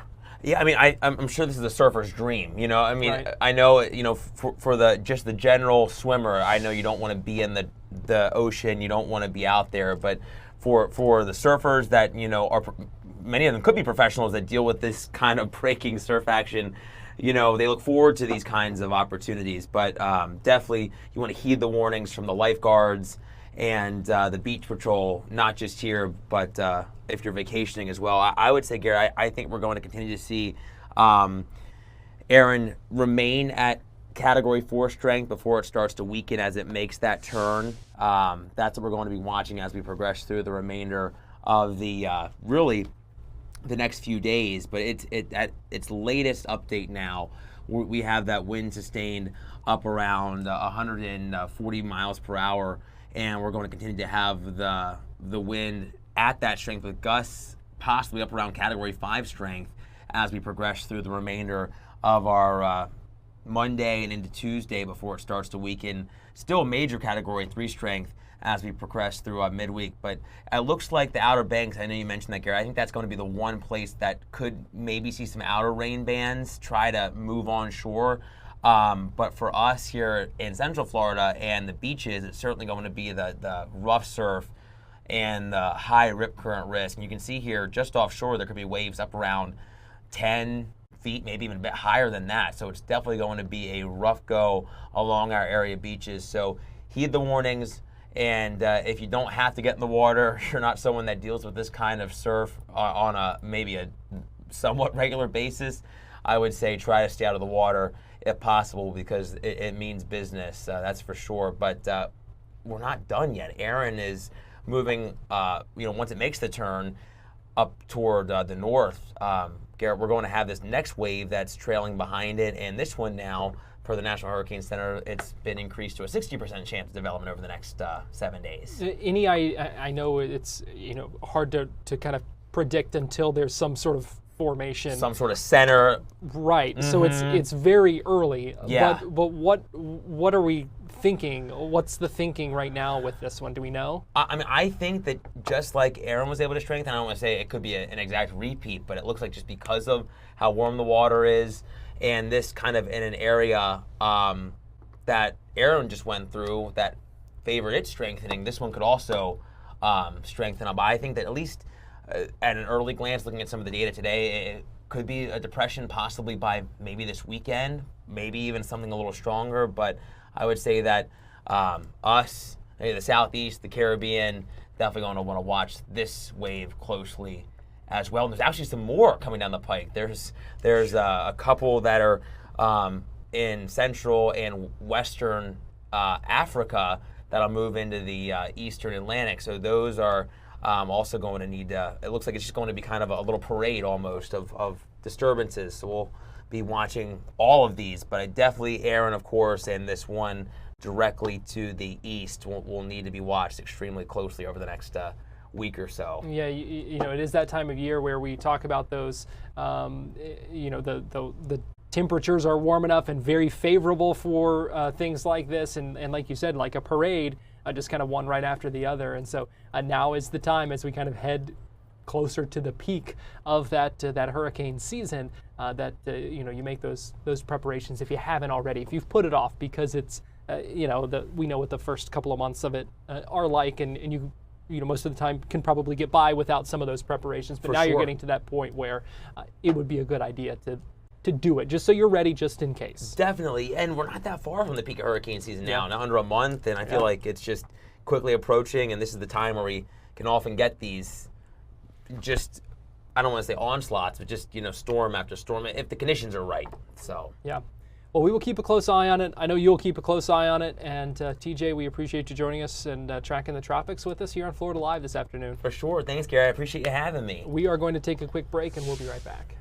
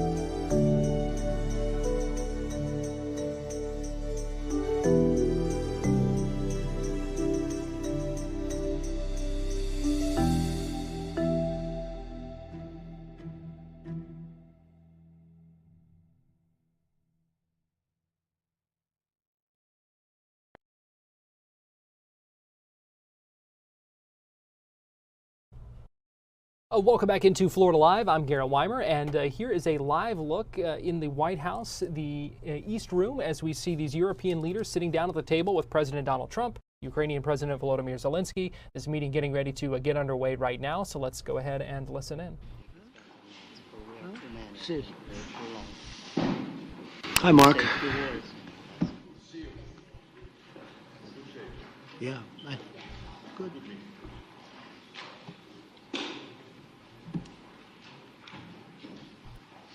Well, thank you very much. It's a great honor to have you here. Special place. White House is special no matter where you're from. Represents so much, and it really is beautiful. And thank you for all of the wonderful things that took place today. We've had a very successful day thus far.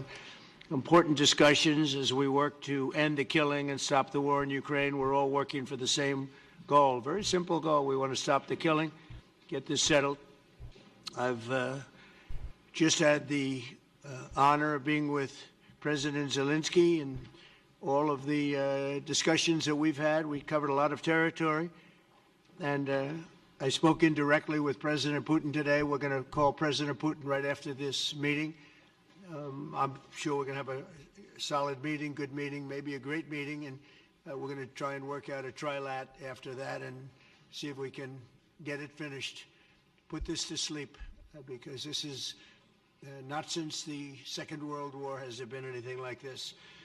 So I'm honored to welcome NATO Secretary General Mark Rutte, who's a great gentleman, great political leader in Europe generally, but now he's the NATO Secretary General, and you're doing a fantastic job. Thank you very much, Mark.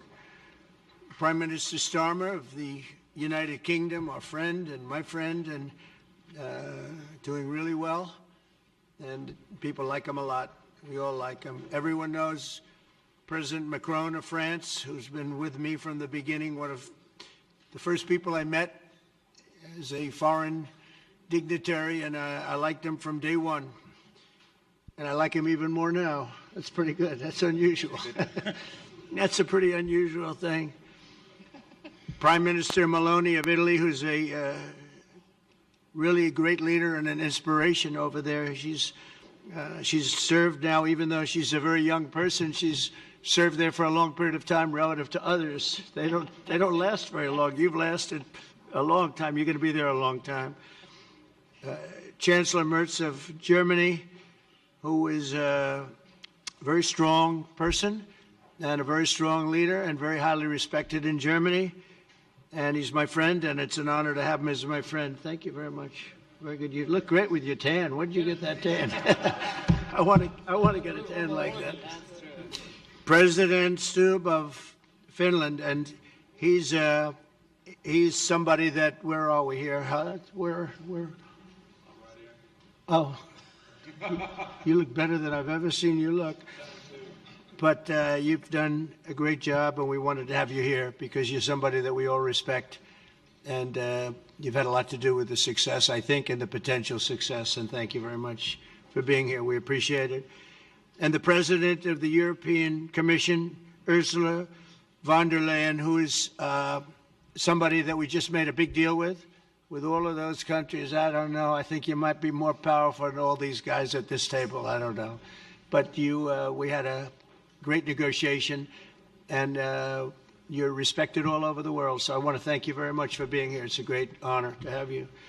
The Alaska Summit reinforced my belief that while difficult, peace is within reach, and I believe that in a very significant step, President Putin agreed that Russia would accept security guarantees for Ukraine, and this is one of the key points that we need to consider, and we're going to be considering that at the table also, like who will do what, essentially. I'm optimistic that collectively we can reach an agreement that would deter any future aggression against Ukraine, and I actually think there won't be. I think that's even overrated, largely overrated, but we're going to find out. And I think that the European nations are going to take a lot of the burden. We're going to help them, and we're going to make it very secure. We also need to discuss the possible exchanges of territory, taking into consideration the current line of contact. That means the war zone, the war lines that are pretty obvious, very sad actually, to look at them. And negotiating positions, President Putin, also you have President of Ukraine, who is, you just met a little while ago, and we're going to try and get a three-party meeting, maybe as soon as we can. And I have a feeling you and President Putin are going to work something out.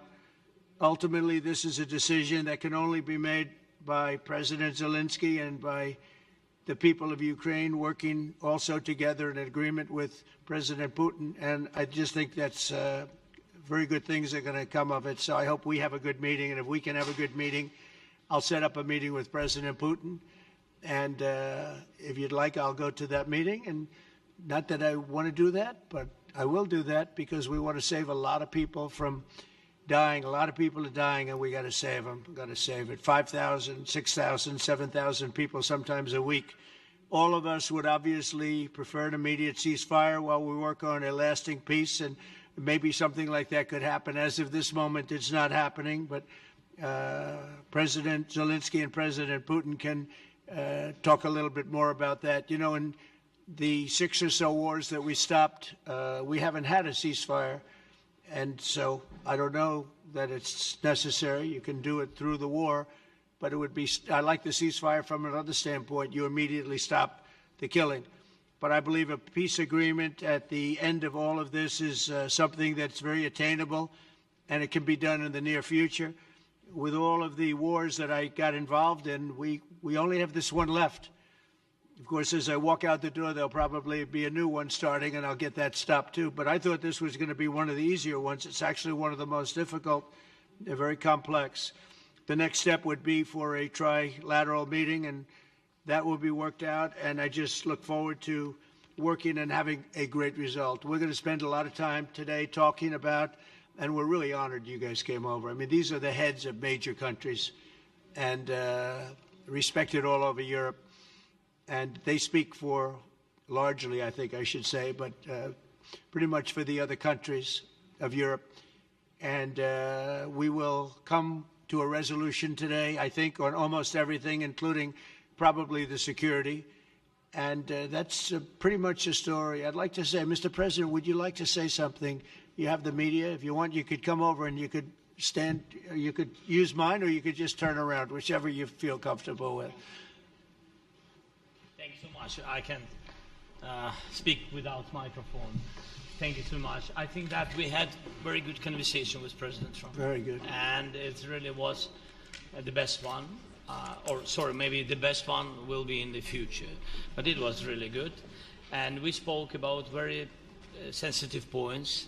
The first one is security guarantees. And we are very happy with President that all the leaders are here, and the security in Ukraine depends on the United States and on you and on those leaders online before yesterday, and etc. So a lot of countries on the side of Ukraine, our people, and all of us want to finish this war, stop Russia, and stop this war.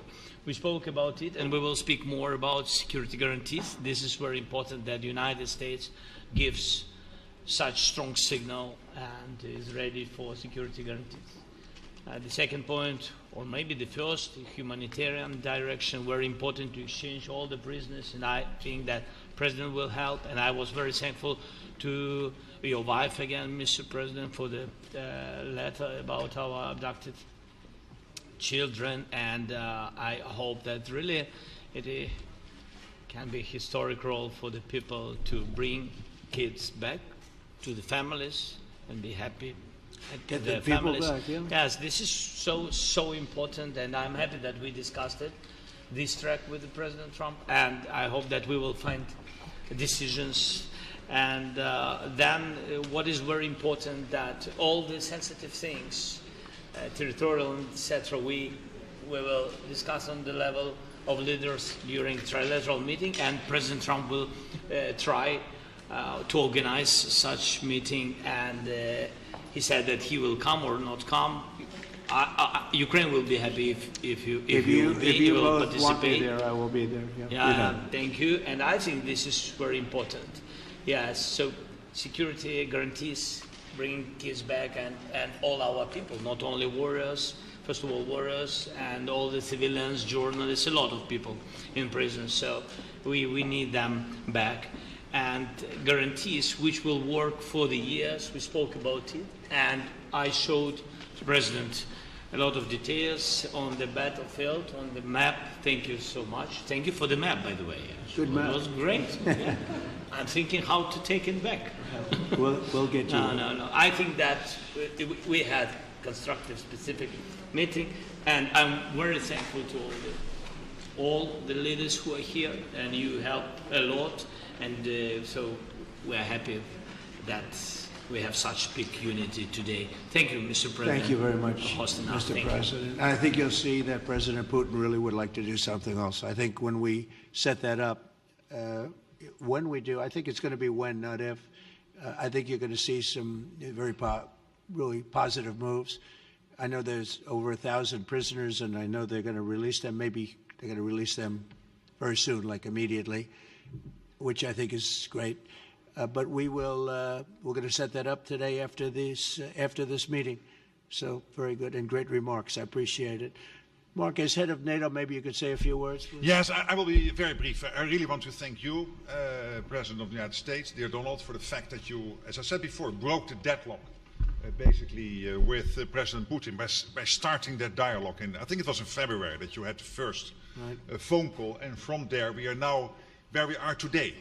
And that is, I think, if we play this well, we could end this. And we have to end this. We have to stop the killing. We have to stop the destruction of Ukraine's infrastructure. It is a terrible war.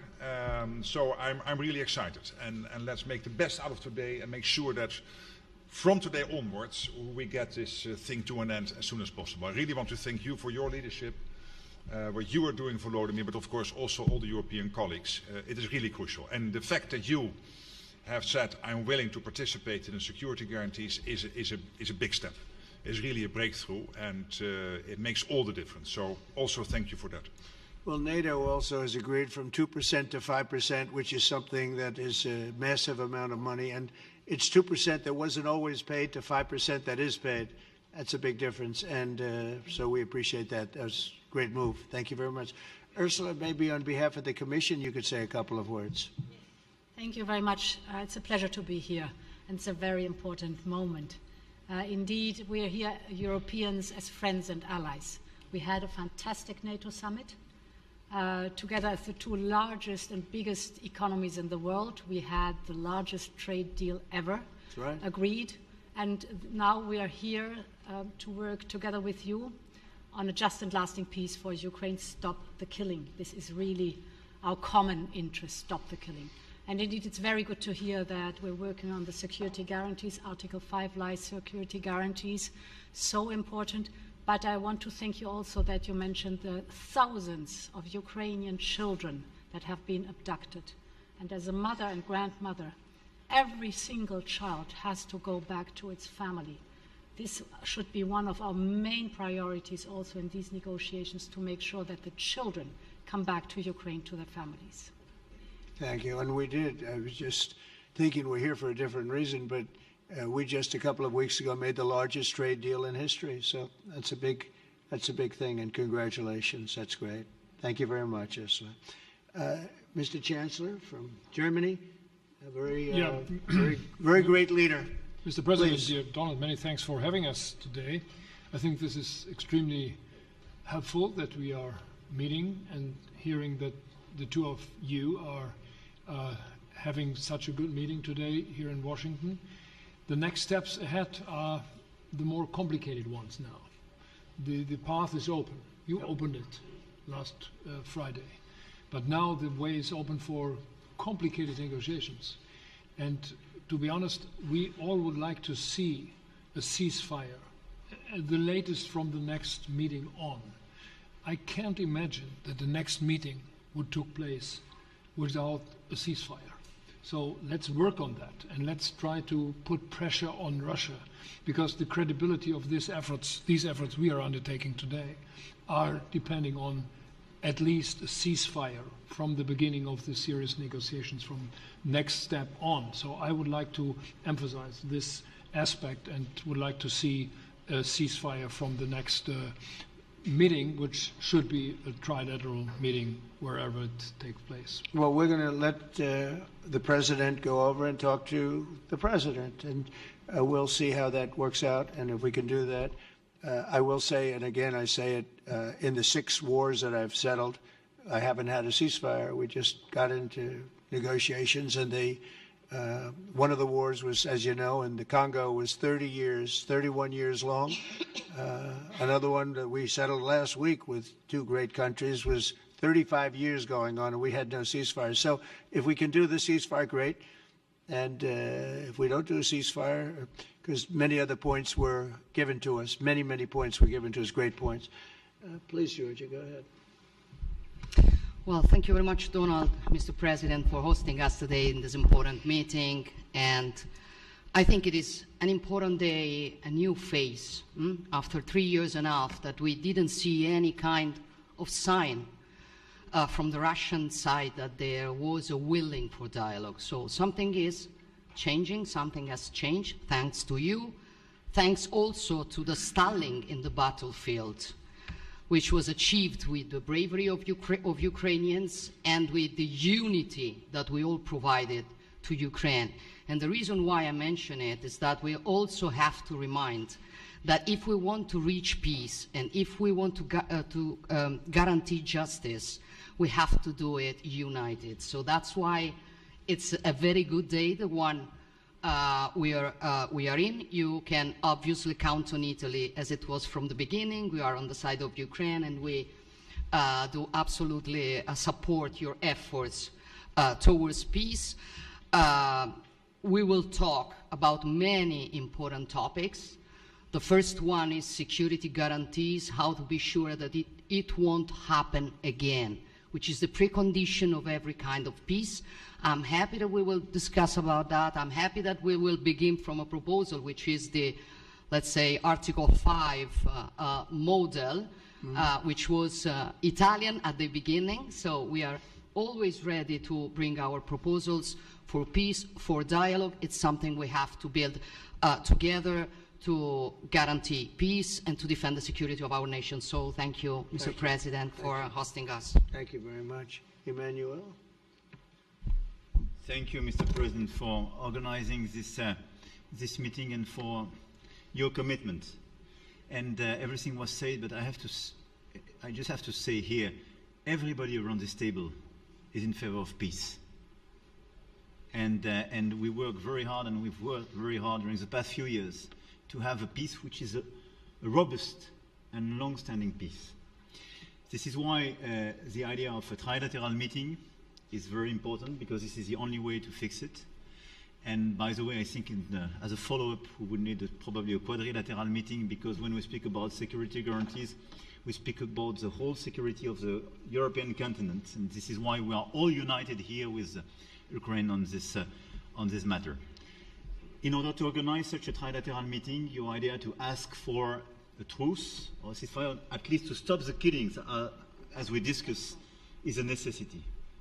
And we all support this idea. And in order to have such a long-standing peace for Ukraine and for the whole continent, we do need these security guarantees. And the first one is clearly a credible Ukrainian army for the years and decades to come. And the second one is our own commitments, all of us. And we worked very hard during the past few months amongst the coalition of the willings, with the support of NATO, to build the different pillars of security guarantees and our commitments. And you can be sure that the Europeans are very lucid about the fact that they have their fair share in these security guarantees for Ukraine, but their own security is clearly at stake in this situation. So you can count on us, as we can count on you, in order to deliver this robust peace for both Ukraine and Europe. Thank you very much, Emmanuel. Mr. Prime Minister? Thank you very much, Mr. President, and thank you for hosting us here. Can I start where Emmanuel started, which is we all want peace.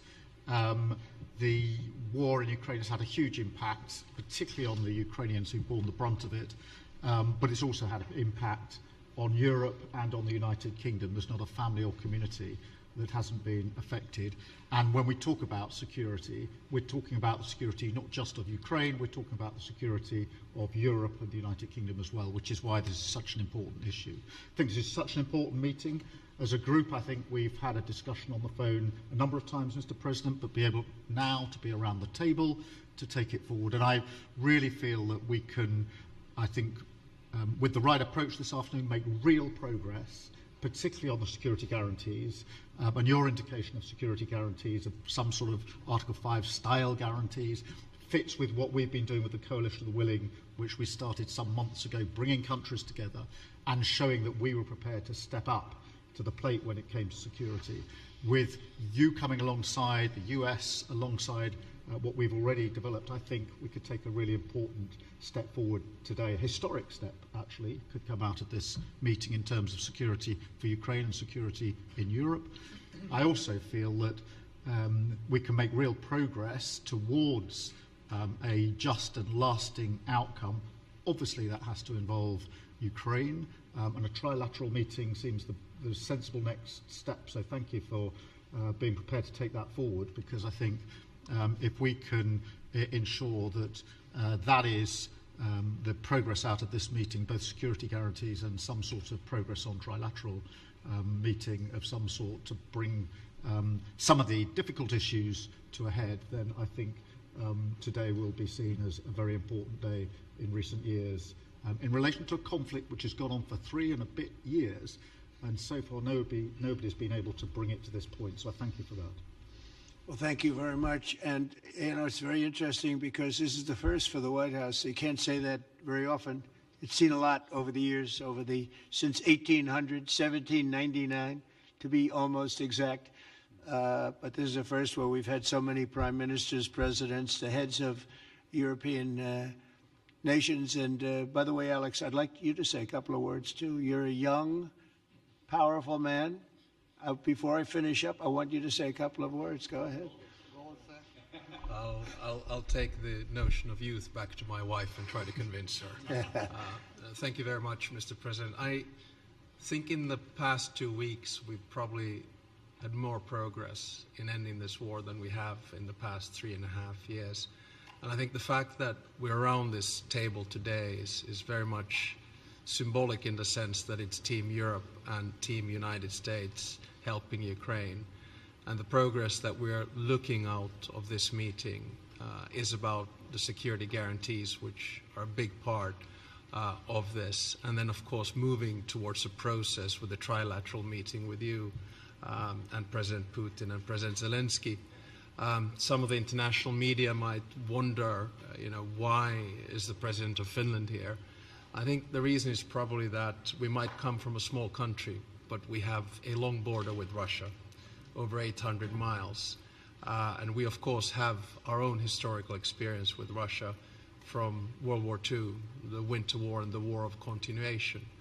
And if I look at the silver lining of where we stand right now, we found a solution in 1944, and I'm sure that we'll be able to find a solution in 2025 to end Russia's war of aggression and find and get a lasting and just peace. The situation is very difficult, but that's why we're here. Thank you, Alex, very much. Good job. So we're going to be meeting for a while, and we're going to discuss some of the issues. And I don't think there's any issue that's overly complex. It's at a point now where people want to do things. I really do believe. I've known him for a long time. I've always had a great relationship with him. I think that President Putin wants to find an answer too. And we'll see. And in a certain period of time, not very far from now, a week or 2 weeks, we're going to know whether or not we're going to solve this, or is this horrible fighting going to continue. We'll do our best to get it ended. And I believe you have 2 willing parties, and usually that's good news, but 2 willing parties that want to make a deal. And we'll journey together, and we'll go over, and we'll see if it can be done. And it's possible it might not be able to be done. On the other hand, it's possible it will. And we're going to save thousands and thousands of lives a week. And so it's something we really have to do. And or at least we have to give it our best. It's all you can do. You can give it your best. But I think we may have a very good outcome. So I want to thank you all, and the media, I want to thank you. We're going to be staying here for a little while. Then we're going to walk over to the Oval Office, and we're going to have another little discussion about similar matters. And then they're going to go home to their great countries and report. And I'm going to remain here and work, and you're going to go and work. We're all going to be working. We may be in a different location, but that's what we know how to do is work. But I want to thank the media. Has been actually very fair, generally speaking, very fair. I think it's important that they're fair because this is a very important subject. We have to get it ended, and so that's all we ask for is fairness with the media. Thank you all very much. Appreciate it. Thank you very much.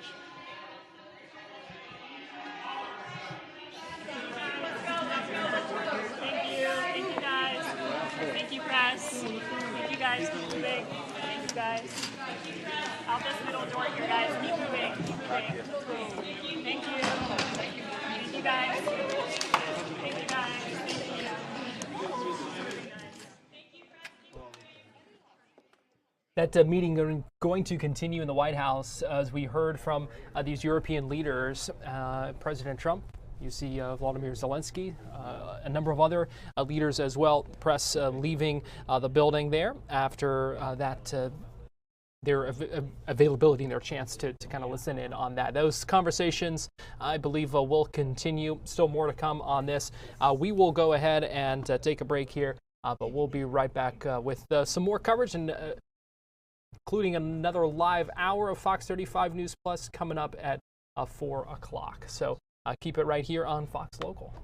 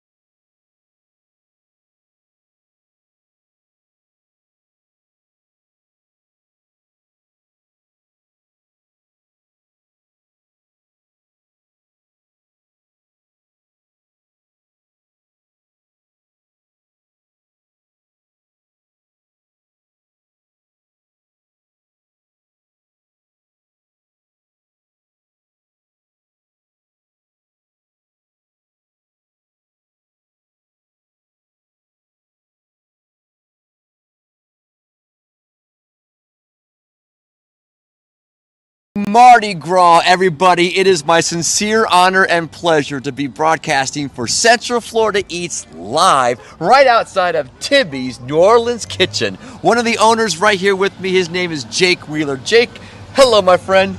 How's it going? Thank you for coming. Absolutely. Glad to have you here. Happy Mardi Gras to you. You too, man. You too. You don't mind me that I'm wearing my mask, you? Nah, you're in the spirit. It's very festive. Yeah, Mardi Gras time. I'm not the first person walking in your restaurant with a mask. No, everyone's dressed up. My staff are dressed up. The guests are dressed up. It's one big party here. We should make mention that we are right now recording on the February 13th, Mardi Gras 2024. You getting ready for a big street party outside here and inside. Starts at what time tonight? 5 p.m. tonight. Yeah. Yep. And are tickets required? No tickets. Okay. Nothing. Just show up.